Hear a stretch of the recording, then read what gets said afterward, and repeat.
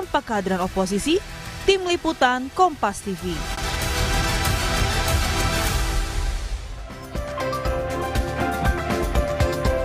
Saudara, usai menerima amnesti dari Presiden Prabowo kepada mantan Sekjen PDIP Hasto Kristianto, Ketua Umum PDIP Megawati Soekarno Putri bilang partainya tidak dalam berada posisi atau koalisi.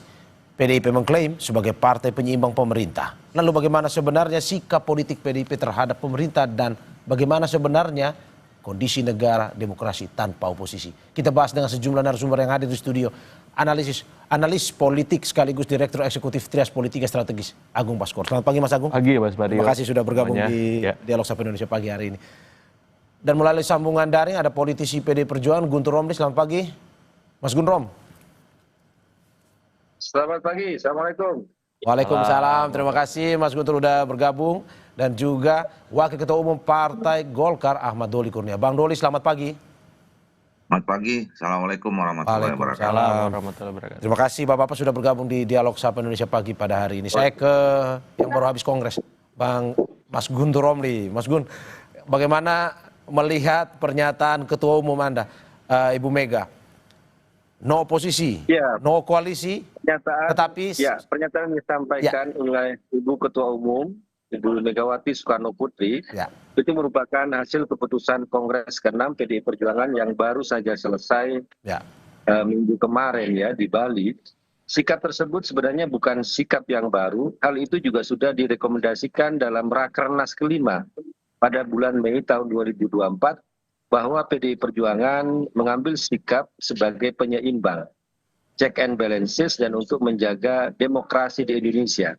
Jadi sikap tersebut sudah diputuskan jauh-jauh hari, seperti saya sampaikan dalam rekomendasi Rakernas, termasuk juga salah satu dari rekomendasi Rakernas ada meminta Kongres untuk mengukuhkan kembali Ibu Megawati Soekarno Putri untuk menjadi Ketua Umum tahun 2025 sampai tahun 2030. Itu juga hasil dari Rakernas. Jadi ketika sikap bahwa PDI Perjuangan menjadi partai penyeimbang kemudian dikaitkan dengan amnesti kepada Mas Hasto Kristianto, menurut kami itu tidak berhubungan karena sikap itu sudah ditegaskan lebih dulu ya. Terus yang kedua adalah Ibu Megawati juga menyampaikan bahwa kita harus konsisten dengan sistem ketatanegaraan kita yang tidak mengenal istilah oposisi dan koalisi.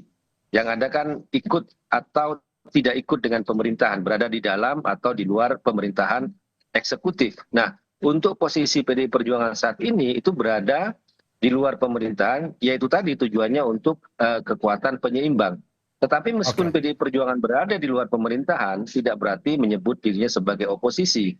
Karena oposisi itu kan dia tidak akan pernah melihat secara kritis pemerintahan yang berkuasa. Kalau oposisi itu kan yang penting anti. Mau programnya baik apalagi buruk itu harus tetap ditentang, vis-a-vis konfrontatif oposisi terhadap pemerintahan yang berkuasa. Nah, atas dasar dari pertimbangan tadi, maka hasil Kongres ke-6 PDI Perjuangan ditegaskan kembali dari hasil Rakernas ke-5 tahun 2024 bahwa PDI Perjuangan menjadi kekuatan atau menjadi partai penyeimbang. Begitu, Mas. Oke, Mas Gun, berarti ini sebuah sikap juga ya, dalam arti bukan oposisi, bukan koalisi, tetapi berada di tengah, sparring partner ini adalah sebuah sikap ya? Ya, itu kembali tadi ke dalam sistem ketenagaan kita, seperti disampaikan Ibu Megawati itu, bahwa yang tidak mengenal istilah oposisi dan koalisi. Ya, sampai saat ini PDI Perjuangan berada di luar pemerintahan eksekutif, tetapi kami tentu saja memiliki wakil-wakil rakyat yang ada di Senayan, dan juga ditegaskan oleh Ibu Megawati, kalau program Presiden Prabowo itu pro rakyat, pasti itu akan didukung. Tetapi kalau misalnya itu bertentangan dengan Pancasila, dengan amanat penderitaan rakyat, dengan keadilan sosial, dengan hukum yang berkeadilan, nah ini bahasanya Ibu Ketua Umum, kami akan bersuara lantang. Gitu. Sebelum saya ke Bang Doli, Mas Gun, saya ingin lanjutkan, bagaimana Anda menanggapi ada anggapan di luar bahwa sikap politik PDIP mengambang? Setuju atau tidak sebenarnya? Bagaimana Mas? Sikap, ada anggapan di luar, sikap politik PDIP saat ini mengambang. Setuju dengan? Mengambang, disebut dengan abu-abu. Sebenarnya tidak. Ya karena tadi saya sampaikan bahwa itu sesuai dengan sistem ketatanegaraan kita yang tidak mengenal istilah oposisi dan koalisi. Dan kemudian sikap ini kan sudah jauh-jauh hari direkomendasikan dalam Rakernas kelima tahun 2024. Bahwa PDI Perjuangan tidak bergabung dengan pemerintahan, kami berada di luar untuk menjadi kekuatan penyeimbang. Kalau program yang baik ya kita dukung, ya kalau dia bertentangan dengan kepentingan rakyat, pasti kami melakukan kritik. Kan memang fungsinya seperti itu dalam sistem presidensial kita kan. Kalau dalam sistem parlemen mungkin ya di situ ada koalisi, oposisi dan sebagainya. Tapi itu kan tidak dikenal dalam sistem ketatanegaraan kita. Itu Mas yang selalu ditegaskan berulang-ulang oleh Ibu Ketua Umum, oleh Ibu Megawati Soekarno Putri. Oke, saya ke Mas Agung. Bang Doli tahan dulu sebentar. Mas Agung, bagaimana Anda melihat pernyataan Mas Gun? No oposisi, no koalisi ini sebuah sikap yang tetap memberikan kritik juga kepada pemerintah walaupun tetap berjalan bersama pemerintah. Ya, pertama secara politis ini sebenarnya menebalkan fungsi PDIP sebelum Kongres sebagai mitra kritis dan mitra strategis.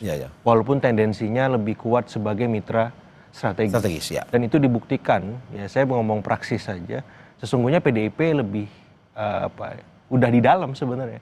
Kita bisa melihat di kabinet ada, walaupun tidak terafiliasi langsung dengan PDIP kader-kadernya, Pak Budi Gunawan sebagai Menko. Kemudian Bu Sri Mulyani sebagai menteri. Yang terakhir Pak Junimat Girsang sebagai dubes. Bu Megawati itu masih ketua pengarah BPIP dan BRIN. Itu kan di dalam seperti itu satu. Secara empirik yang lain di parlemen PDIP mengkritisi tapi minor dan cenderung kalem. Berbanding terbalik ketika Pak SBY dulu di tahun 2004 kemudian sampai 2014. Jadi saya melihat komparasinya secara praksis praktek PDIP sebagai penyeimbang ini ya sebenarnya dan sesungguhnya mitra strategis, tapi tone-nya 70-80% mendukung pemerintah, 20% sisanya kritis terhadap pemerintah. Setelah Kongres menurut Anda lebih mendukung lagi dari 70 mungkin ke 80, 90, 10%-nya? Automatically gitu, otomatis. Ini teman tapi mesra, friends with benefit gitu ya. Jadi Bang Guntur aja langsung senyum kan, saya senang. Jadi saya melihat ini penyeimbang ya sedikit banyak lakon yang dilakukan oleh Partai Demokrat di masa lalu, yang ujung-ujungnya kalau Demokrat 9 bulan sebelum pemerintahan SBY berhenti, AHY masuk sebagai Menteri Agraria dan Tata Ruang. Nah kalau ini 9 bulan pasca Presiden Prabowo berjalan, bahkan sebelumnya PDIP sudah masuk di dalam sebagai penyeimbang, seperti itu. Tadi Mas Guntur sudah menyinggung terkait dengan amnesti kepada Pak Hasto. Menurut Anda, apakah jika kemarin amnesti itu tidak ada ataupun ada, ini petanya akan berubah? Apakah Kongresnya keputusannya akan berubah atau bagaimana? Mempengaruhi Kongres nggak sebenarnya? Sesungguhnya tidak terlalu ya, karena hadiah-hadiah politik dari Gerindra dan PDIP ini terus berlangsung.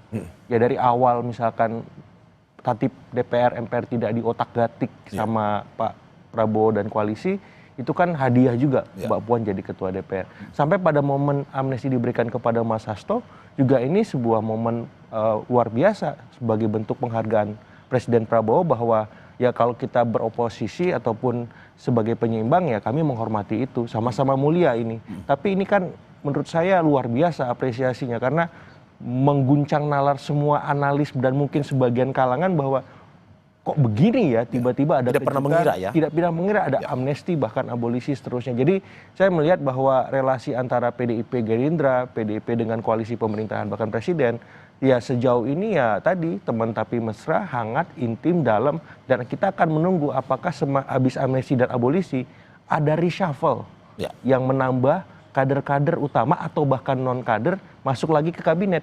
Tinggal nunggu apakah menterinya bertambah, Menko-nya bertambah, atau ada dubes bertambah, atau yang terbaru wakil menteri plus komisaris yang bertambah seperti itu. Nah ini yang kita tunggu tuh reshuffle ini yang. Tapi kita akan bahas.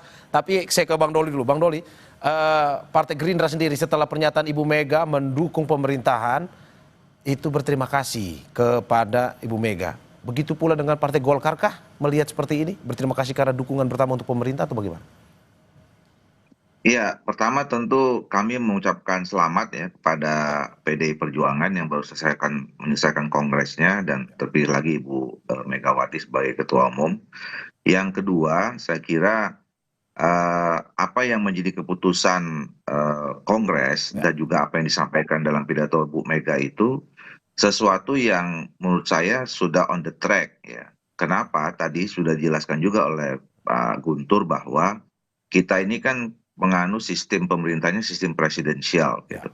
Jadi kita tidak mengenal istilah oposisi dan koalisi. Jadi tadi ditegaskan ya dalam kongres itu bahwa memang kita sistemnya ada sistem pemerintahan presidensial. Nah, posisi-posisi yang ada dalam sistem presidensial itu adalah pertama di luar atau di dalam pemerintahan.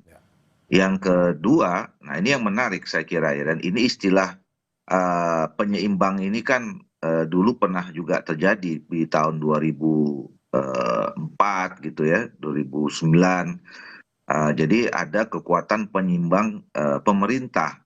Nah ini saya kira bagus ya buat perjalanan pemerintahan kita.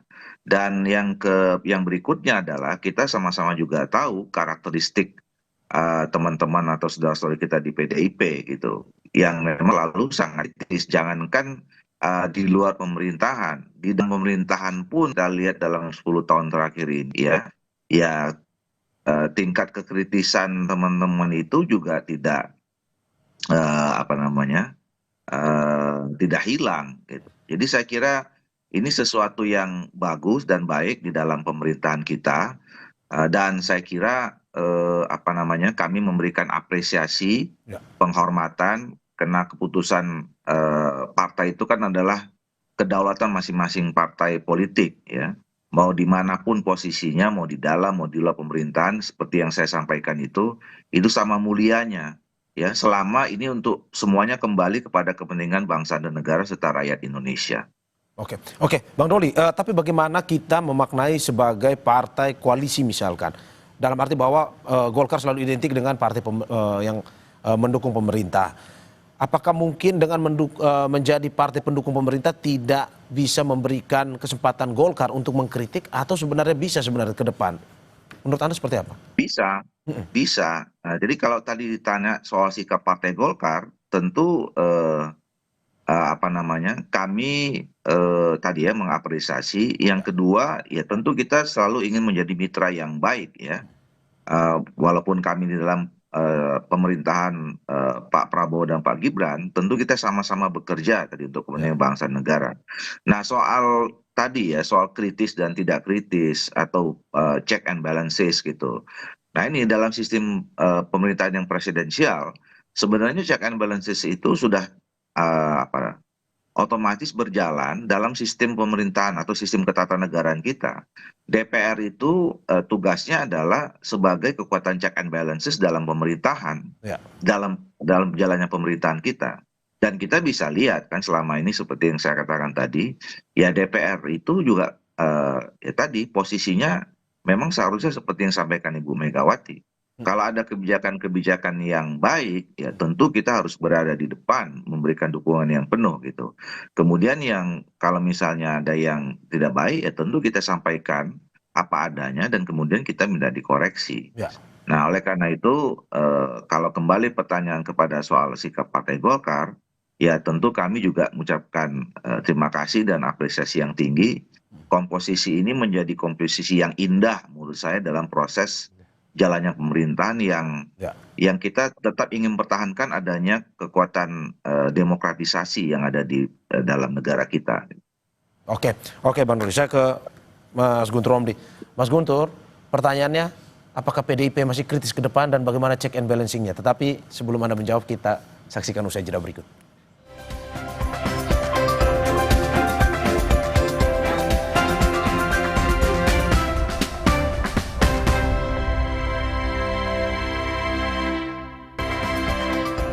Terima kasih masih di Sapa Indonesia Pagi bersama saya Mario Saron dan sejumlah narasumber saya. Ada analis politik sekaligus Direktur Eksekutif Trias Politika Strategis Agung Baskoro, melalui sambungan daring politisi PD Perjuangan Guntur Romli dan Wakil Ketua Umum Partai Golkar Ahmad Doni Kurnia. Saya ke Mas Guntur. Mas Guntur, pertanyaannya langsung saja to the point. Apakah PDIP masih kritis saat ini? Dan bagaimana check and balancingnya? Oh iya, tentu saja. Kalau program-program yang disampaikan oleh Ibu Megawati tadi, kalau programnya Presiden Prabowo itu bertentangan dengan amanat pendirian rakyat, dengan Pancasila, dengan keadilan sosial, dengan hukum yang berkeadilan, menurut disampaikan oleh Ibu Megawati bahwa kami akan bersuara lantang. Terkait misalnya bisa dicek sendiri di fraksi di DPR RI ya, ketika program-program yang jelas kami dukung, misalnya seperti makan bergizi gratis atau koperasi merah putih. Tetapi kami melihat di situ ada misalnya penyimpangan atau hal-hal yang teknis yang tidak sesuai. Itu kan wakil-wakil rakyat dari PDI Perjuangan kan memberikan suara yang sangat kritis ya di beberapa komisi yang ada di DPR RI, ada komisi 2, komisi 6, ya, komisi 10. Misalnya juga ketika Fadlizon ya ingin menghapus istilah pemerkosaan massal dari tragedi Maui, itu kan dari wakil rakyat dari PDI Perjuangan komisi 10 kan memberikan kritik yang sangat tajam, bahkan penolakan yang sangat tajam, dan tidak hanya di DPR RI, tapi juga kami bersuarakan juga dengan kelompok-kelompok sipil ya, kemudian para penyintas dari tragedi 98, para keluarga, kami menolak kalau itu dihapus dari sejarah kita, karena itu adalah memori yang harus selalu diwariskan kepada generasi mendatang agar hal yang kelam itu jangan terulang kembali. Jadi hal-hal kritis itu seperti yang disampaikan oleh Ibu Ketua Umum itu kan sesuai dengan syaratnya. Tapi kalau baik ya pasti akan memberikan dukungan 100%. Karena itulah PDI Perjuangan mengambil sikap tidak dalam koalisi atau oposisi, tapi sebagai kekuatan penyeimbang, kekuatan yang kritis dan arif. Oke, Mas Gun, tapi tadi sudah disinggung oleh Mas Agung bahwa mencium bau sinyal merapat masuk kabinet. Dari PDIP sendiri, kalau misalkan ada tawaran seperti itu, apakah membantu pemerintah nih tetap berada di luar sambil memberikan sparring partner itu, atau masuk juga ke dalam sambil tetap memberikan kritik? Kalau kita membaca sikap dari Ibu Ketua Umum, kemudian juga putusan Kongres itu kan jelas kekuatan seimbang, posisinya itu di luar pemerintahan. Kami tidak mau berandai-andai persoalan itu. Tetapi seperti disampaikan oleh Pak Dolfi tadi, bahwa kita bisa berkontribusi terhadap bangsa dan negara ini dimanapun posisi kita. Bahwa kalau masuk kabinet pemerintahan untuk berkontribusi ya, tapi kan kami juga di luar sebagai kekuatan penyeimbang, memberikan kritik, memberikan masukan yang konstruktif. Itu kan juga bagian dari kontribusi terhadap bangsa dan negara ini. Jadi kami tidak mau berandai-andai. Tapi pada intinya, Ibu Megawati adalah seorang pemimpin yang memegang ideologi, konsistensi. Beliau adalah seorang leader ya, bukan dealer. Leader pemimpin. Kalau dealer itu kan sangat transaksional, apapun kepentingan itu selalu dinegosiasikan. Nah, Ibu Megawati tidak seperti itu. Contohnya seperti saya katakan tadi, bahwa hasil Kongres ke-6 PDI Perjuangan itu sama dengan Rakernas ke-5 tahun 2024, bahwa PDI Perjuangan sebagai kekuatan penyeimbang. Oke, sebelum saya ke Mas Agung, singkat Mas Gun, bagaimana Anda melihat hitung-hitungan seperti apa yang akhirnya membuat PDIP mengambil sikap seperti ini? Tadi politisasinya ataupun secara politis tidak, kalau misalkan kata Mas Gun tadi, Mas Agung juga bilang bahwa amnesti buat Pak Hasto sebenarnya tidak terlalu mempengaruhi. Hitung-hitungannya seperti apa? Ya, karena kami melihat masa depan bangsa ini bahwa tidak semua kekuatan itu harus masuk dalam suatu pemerintahan bersama-sama. Kan harus ada mekanisme check and balances ya, meskipun dalam sistem menenaga virus seperti yang Pak Dolfi itu ya ada DPR, ada komisi-komisi independen, tapi kan tetap kekuatan politik di luar pemerintahan sebagai kekuatan penyeimbang itu kan harus ada.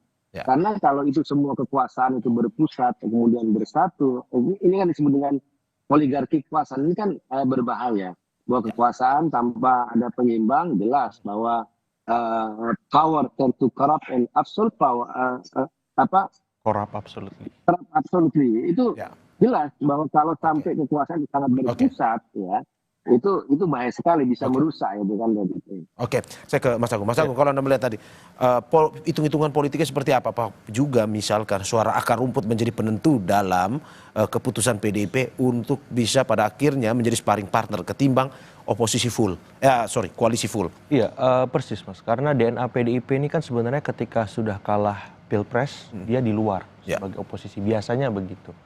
Dan dalam beberapa hal saya melihat posisi penyeimbang ini kalau bicara dalam kasus dan konteks Demokrat itu sebenarnya banyak dirugikan. Dan PDIP sebenarnya sedikit banyak sudah menapaki kerugian itu ketika di Pilpres kemarin terhimpit dengan dua narasi besar. Perubahan dan keberlanjutan. PDIP di tengah, perbaikan. Dan di tengah ini nggak enak nih, dihimpit dua-duanya. Demokrat kemarin juga sebagai penyeimbang juga akhirnya suara di Pileg itu turun. sangat drastis ya, akhirnya stagnan di 7-an persen. Nah, saya khawatir kalau misalkan PDIP mengambil posisi penyeimbang ini tanpa memikirkan 2029, konsekuensinya akan dalam gitu. Ada kekhawatiran kemarin PDIP dalam tanda petik diancam 7% misalkan.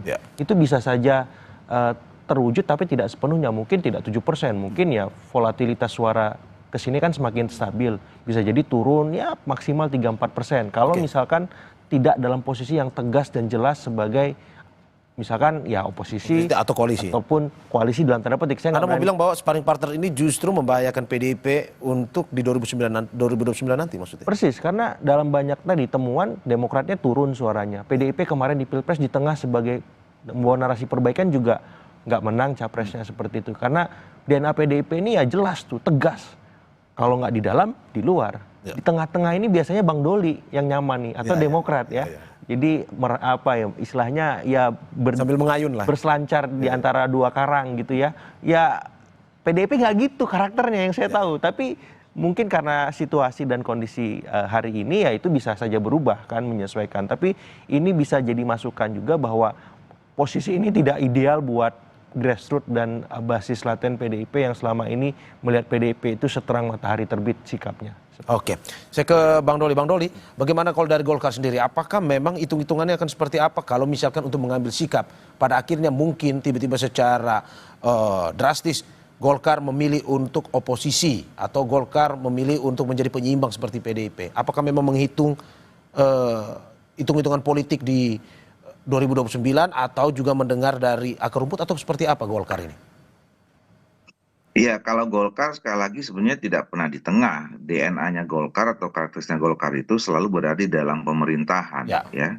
Kami adalah partai yang berdoktrin pembangunan ya, karya kekaryaan gitu. Jadi selalu kita ingin sangat terlibat dengan program-program pemerintah ya, secara langsung karena memang kami dilahirkan dengan DNA seperti itu.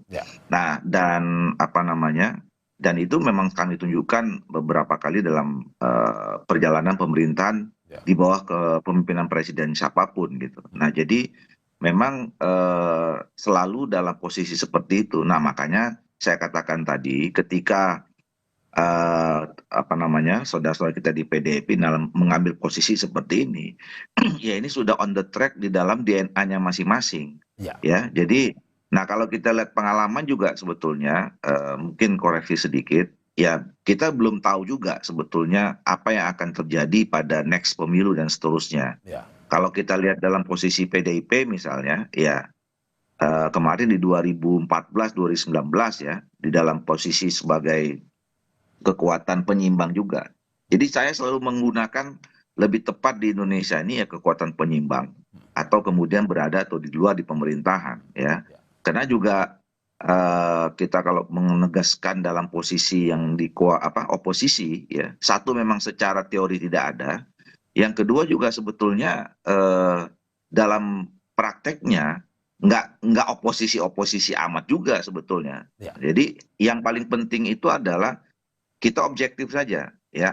Kalau misalnya ada ada kebijakan pemerintah yang tidak sesuai dengan kepentingan bangsa negara Indonesia, tentu kita harus mengkritisinya, mau di dalam maupun mau di luar. Memang pasti lebih keras suara yang berada di luar pemerintahan gitu.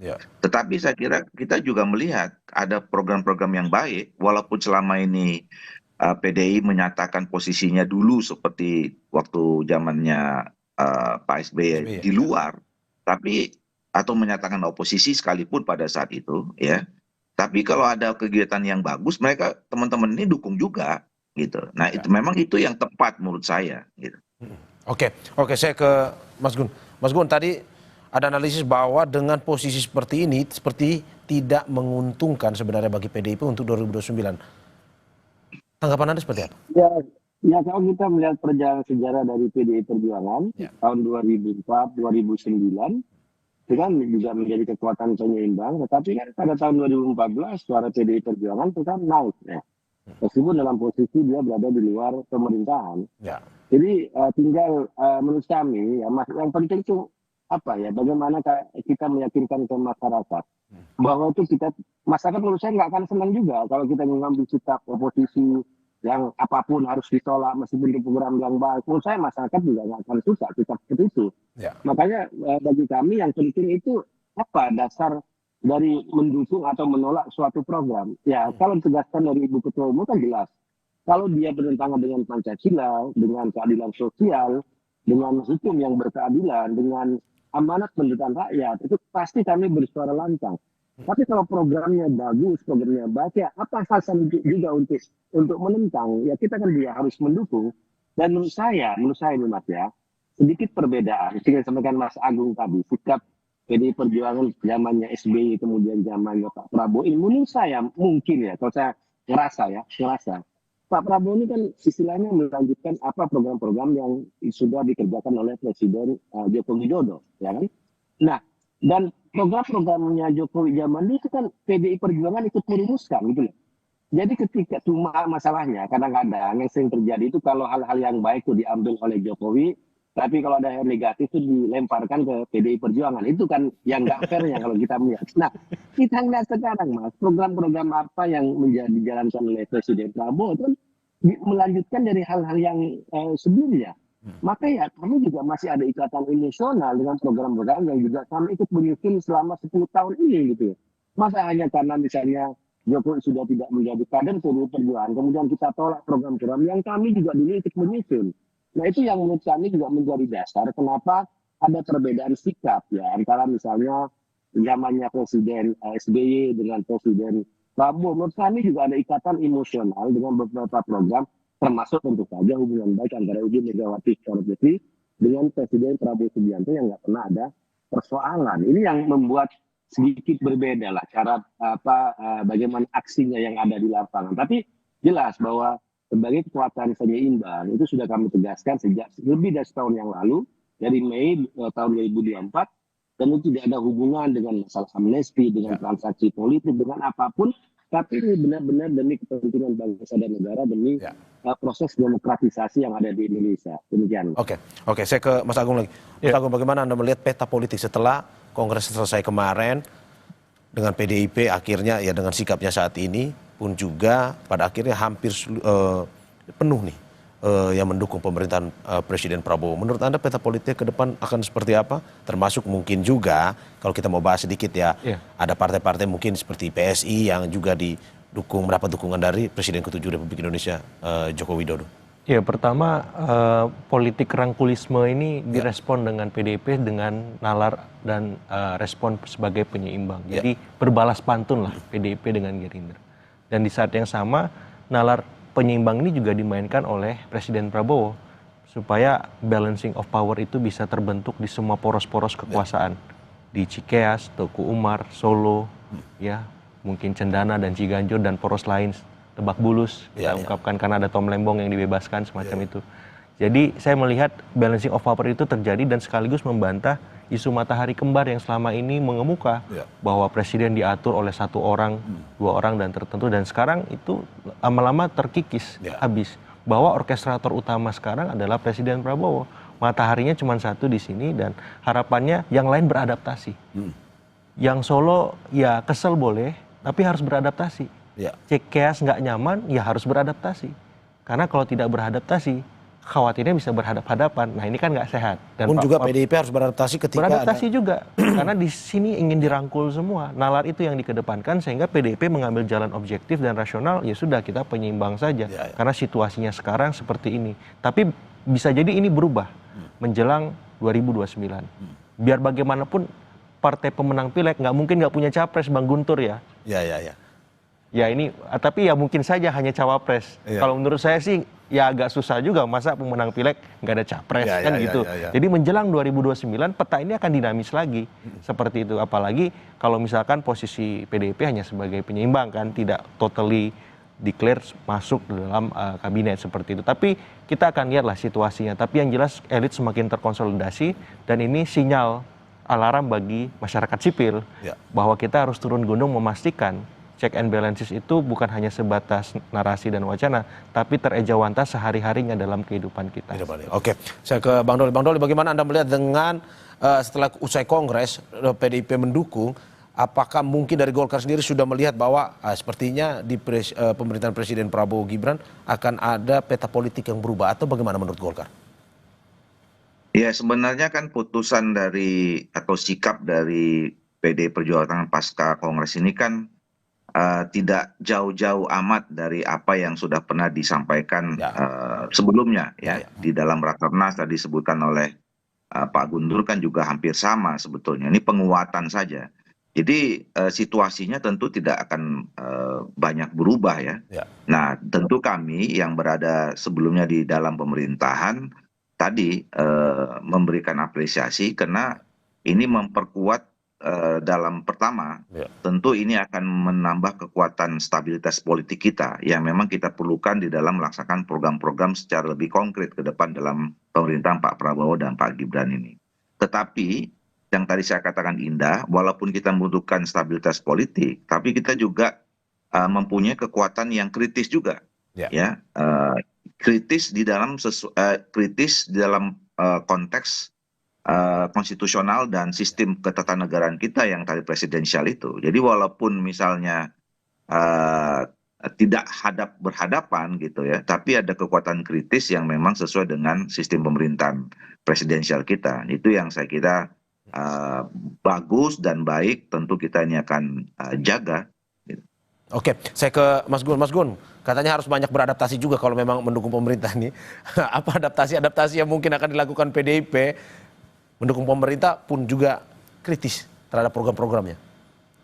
Ya, beradaptasi dalam hal yang bersifat strategis, bersifat teknis, ya PDI Perjuangan itu bisa. Tapi kalau terkait dengan prinsip-prinsip berkenegaraan dan konstitusi dengan Pancasila itu, PDI Perjuangan nggak akan pernah bisa beradaptasi dengan hal-hal seperti itu. Karena itu kan bagian dari perjuangan kami untuk menjaga konstitusi ya. Adaptasi dan hal strategis. Ya. Makanya saya sebutkan tadi, melihat programnya itu apakah bisa kita dukung atau tidak. Ya kan? Jangan asal beda, jangan asal menolak. Itu kan masyarakat nggak suka, orang nyinyir gitu kan. Ini program bagus gitu, tapi dinyinyirin, masyarakat nggak suka. Makanya kami juga melihat secara lebih arif lah, lebih kritis. Mana sih yang perlu kami dukung, tapi mana yang harus kita kritisi bersama-sama. Nah di situ PDI Perjuangan ingin memainkan posisi strategis tersebut ya. Tapi itulah yang kami bisa lakukan sebagai bagian dari panggilan sejarah dari PDI Perjuangan. Kami pernah berada di luar pemerintahan, kami pernah berada di dalam pemerintahan, dan segala risiko itu harus dihadapi, dan kami sudah belajar dari masa lalu terkait pilihan-pilihan politik tadi. Gitu. Oke, berarti, Mas Gun, berarti tidak terlalu jauh berbeda ya sebenarnya dengan pemerintahan Pak SBY waktu itu ya. Maksudnya dalam arti tetap ada check and balancing-nya, tetap jalan walaupun berada di luar waktu itu. Sebenarnya tidak berbeda, karena kami sampai sekarang masih di luar. Ya mungkin dari gayanya saja yang berbeda, seperti disampaikan tadi bahwa ada hal yang sangat ikatan emosional dengan beberapa program, dengan pribadinya Presiden Prabowo Subianto dengan Ibu Ketua Umum, itu yang membuat mungkin gayanya saja yang berbeda. Tapi pilihan kami di luar pemerintahan itu sama, Mas. Tetap menjadi kekuatan penyeimbang begitu.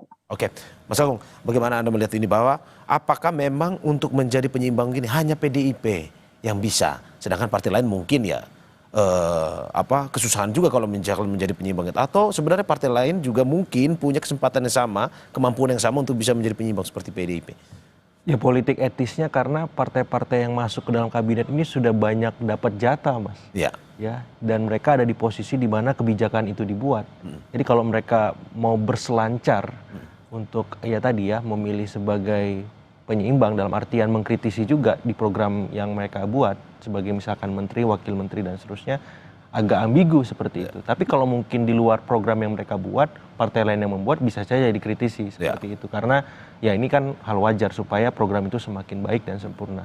Dan dalam posisi ini ya PDIP lebih diuntungkan.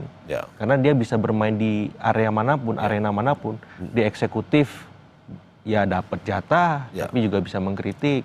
Di legislatif bisa mengkritik, tapi juga ada gonogini dalam tanda petik semacam itu. Jadi sebenarnya di level kekuasaan PDIP diuntungkan, tapi di level grassroots tunggu dulu. Ya publik tidak melihat pembeda, khawatirnya dengan partai-partai yang ada di kekuasaan, karena PDIP tadi sikapnya yang selama ini terang dan jelas itu kini abu-abu, kini lebih banyak setujunya misalkan ketimbang tidak setujunya. Nah ini kan publik yang selama ini menjadi basis konstituen PDIP juga butuh beradaptasi melihat sikap PDIP yang baru ini, dan harapannya ini juga bisa membuat semua pihak menjadi lebih dewasa dalam berpolitik, bahwa semua hal dinamis, kadang beda kadang sama, ya publiknya juga jangan baper gitu. Sehingga apa, demokrasi kita semakin berkualitas. Oke. Seperti itu. Bang Doli, terakhir, apa sama-sama partai senior, apa mungkin yang Anda bisa sampaikan terkait dengan PDIP ini ketika ingin bergabung, apa yang perlu dilakukan? Tetaplah kritis, tetaplah memberikan kritik-kritik yang membangun bagi pemerintah, atau bagaimana sebenarnya ketika PDIP sudah memberikan pernyataan bahwa tetap mendukung pemerintahan Prabowo? Ya tentu semua partai politik harus dalam posisi yang sama ya. Sebagai partai politik ya, bahwa kalau ada kebijakan pemerintah yang baik gitu ya, kita akan dukung bukan hanya 100%, 1000% gitu. Tetapi kalau sudah ada program-program atau visi yang sudah menyimpang dari kepentingan bangsa, negara dan rakyat kita, ya tentu kita sama-sama mengkritisinya gitu. Nah ini yang saya kira posisi sama bukan hanya PDI dan Golkar, tetapi juga sama partai-partai politik yang lain. Dan jangan lupa saya kira bahwa rakyat kita semakin hari semakin cerdas, semakin melek politik gitu ya. Jadi kalau kita salah-salah menangkap aspirasi dan kepentingan rakyat, tentu partai politik atau kita sendiri yang akan mengalami kerugian, kira-kira begitu. Oke, Bang Guntur, terakhir terkait dengan apa yang menjadi sikap PDIP seperti ini, apa yang mungkin saja yang ingin dikritisi ke depan terkait dengan program-program pemerintah dan bagaimana bisa sama-sama membangunnya itu? Ya, kalau kami kan tetap ingin menjaga proses demokratisasi, check and balances di Indonesia ini agar kekuasaan itu kan tidak terpusat kepada suatu partai atau suatu sistem saja. Ini bisa menjadi alarm yang berbahaya ya bagi masa depan kalau hilangnya check and balances. Makanya PDI Perjuangan mengambil sikap itu ya, karena juga sesuai dengan sistem kenegaraan kita. Dan itu juga bisa disebut dengan oposisi. Kami sebagai kekuatan penyeimbang, kalau program itu baik, ya kami dukung. Kalau program itu bermasalah, tentu kami akan memberikan masukan dan kritik-kritik yang juga tajam. Ya contohnya misalnya tentang RUU Pilkada ya. Tahun lalu yang kami juga ikut memberikan penolakan dan kritik yang sangat tajam, dan itu juga didengar, kemudian digagalkan. Itu kan salah satu contoh bagaimana kami mengambil sikap yang tegas. Atau kami juga memberikan koreksi-koreksi terhadap kebijakan-kebijakan pemerintah. Jadi kami benar-benar ingin melihat sikap politik ini berdasarkan pertimbangan-pertimbangan yang kami bangun dari logika-logika dan juga data-data yang valid. Jadi bukan asal beda, asal mendukung, tapi benar-benar berdasarkan kepentingan rakyat di atas segala-galanya. Begitu, Mas. Oke, terima kasih politisi PD Perjuangan Guntur Romli atas apa yang disampaikan. Sebelumnya ada Wakil Ketua Umum Partai Golkar Ahmad Doli Kurnia dan juga Direktur Eksekutif Trias Politika Strategis Agung Baskoro. Terima kasih Bapak-Bapak apa yang disampaikan, semoga bisa memberikan masukan kepada negara. Yang penting sama-sama membangun negara ini. Terima kasih sekali lagi, sehat-sehat selalu.